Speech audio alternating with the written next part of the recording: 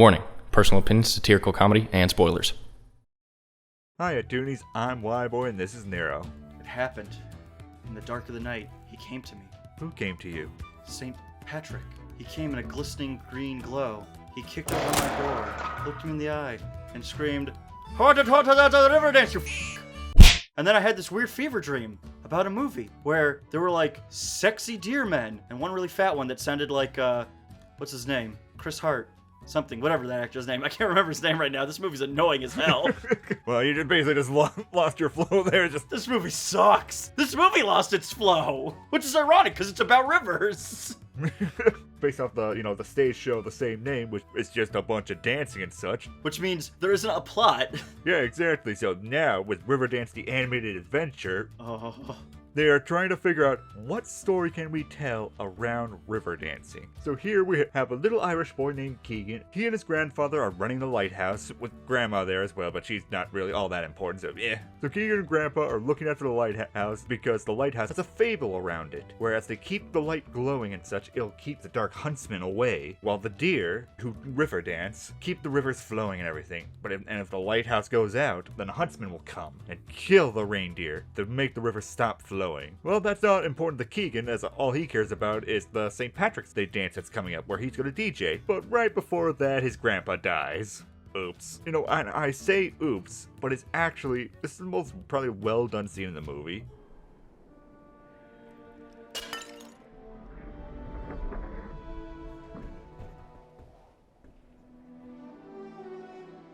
Granddad?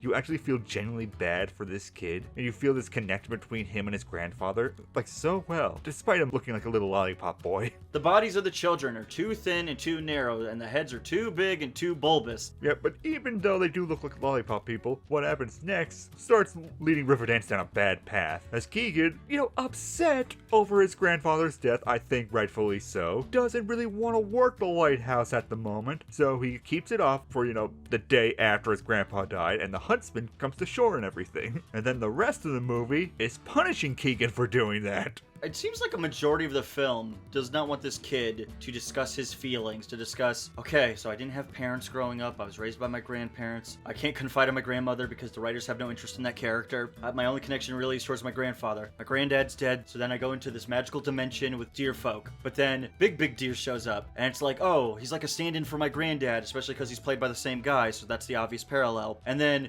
Big Deer dies, and then it's like, oh, it's like I got my granddad killed again. Damn. Well, whatever.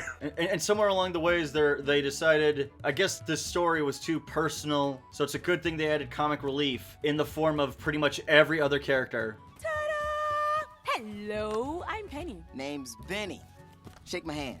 It's cordiality. Benny and Penny. What was the comparison that we made about both of them? Benny, I specifically said when we were watching it, oh, it's like Elliot from Open Season.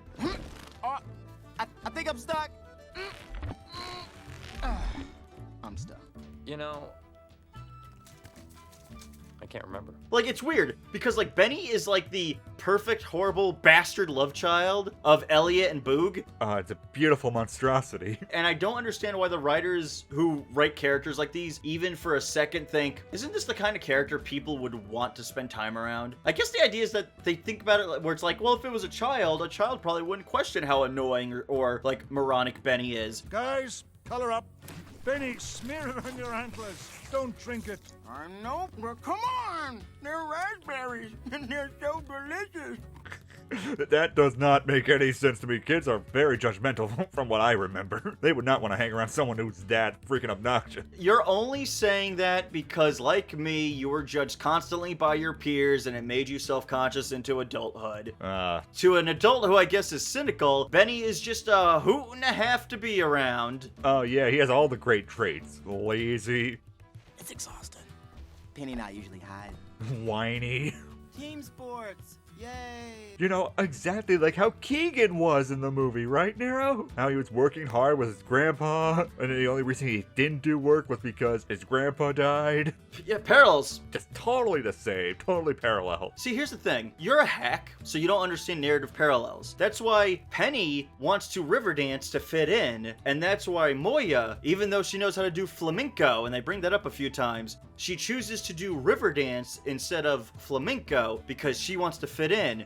She's trying to fit in, like you. Parallels. Ah man, that was some hard parallels. They're so hard, it almost makes you forget that Moira is barely a character. Moya exists because they need to get Keegan to go to the magical land of sexy deer men. And I guess some deer women are there too, but they're not nearly as sexy as the deer men. So what they have to do is they have to get him there. My proposal to you was something simple, that after he talks to the, I think it's Margot, who runs the music shop, and like he said that like he didn't want to DJ tonight because he wasn't feeling well, so she suggests he goes for a walk. I suggested something like out of a Ghibli film or like an old-fashioned like fairy tale. He goes for a walk and he happened to end up in the magical land, and then he goes on a journey of self-discovery, and that's how you introduce the parallels. Wow, Nero, that sounds really, really magical. Doesn't it? Let's just throw him into the waterfall.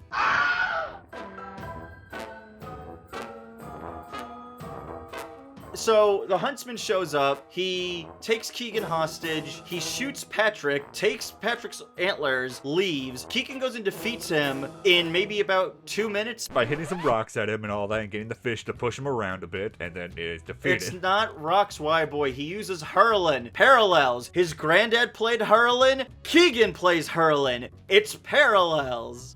That is the parallels. I'm sorry, I don't mean to take away from the majesty of Riverdance The Animated Adventure. So, like, the huntsman, who we kept calling, well, at least you kept bringing up, where you're like, why does he look like a ball? Couldn't he look a little bit intimidating? Yeah, it also gave me just like the hunter from Open Seasons vibes as well. Is there anything you genuinely liked? I like the choreography and such. The dancing's great. It's just Riverdancing, and that was my biggest fear when it came to Riverdance The Animated Adventure. You could also do clever choreography sort of sections, just sort of like maybe like a fight back and forth using Riverdance, where Keegan's on one side, the huntsman on the other side, and they're both just dancing to basically, you know, fight back and all that. Riverdance doesn't really have any sort of lyrics to it when you're basically seeing the fancy footwork and everything like that. When you get to those segments, it just drags. It is a marvelous feat to see, but it also gets pretty sort of repetitive after a while. Instead of creating lyrics to coincide with the dancing segments, there'll be portions where the movie just sort of like stops and people dance. And don't get me wrong, like you said, the dancing's cool. I'd argue watch the real Riverdance performances and you'll get more satisfaction out of that because it's real people doing it versus CGI models doing it. Yeah. There's such a great nugget of a story in here. I especially love after Keegan is forced to not confront his feelings and play hurling with all the other deer, he ends up going to a cavern where he meets the huntsman, and the huntsman plays a little bit of Mephistopheles with him. Come to my world, and you can have everything back the way it was.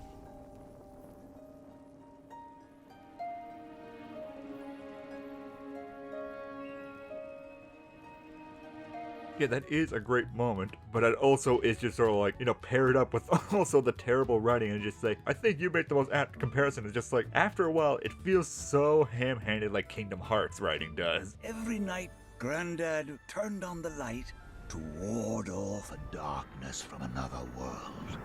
He's darkness, and our magic light is the only thing that can stop him. Between light and dark.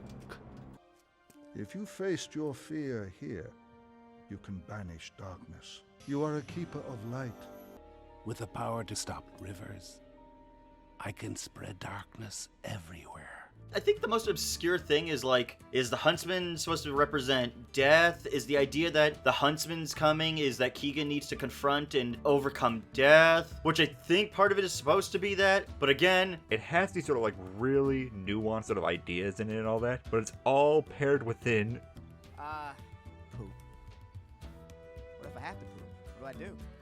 Just really run-of-the-mill children's movie. because the movie perceives itself as just being like a complete musical like that. It's why they have this big grandiose dancing number at the very end of it, but it just doesn't really understand what it actually put forward and all that. It put forward such a personal story of Keegan and everything, but then it basically just sort of displays itself like just sort of like every character is just as important and all that. Like it's a big stage musical where everyone comes out and sings and dances together. And for some reason they bring like the candy shop owner. I don't even think Keegan had any dialogue with that character. I think they went to that shop, there was a bunch of like fun animation and placement of character depth, and then they left. Yeah, and that was it.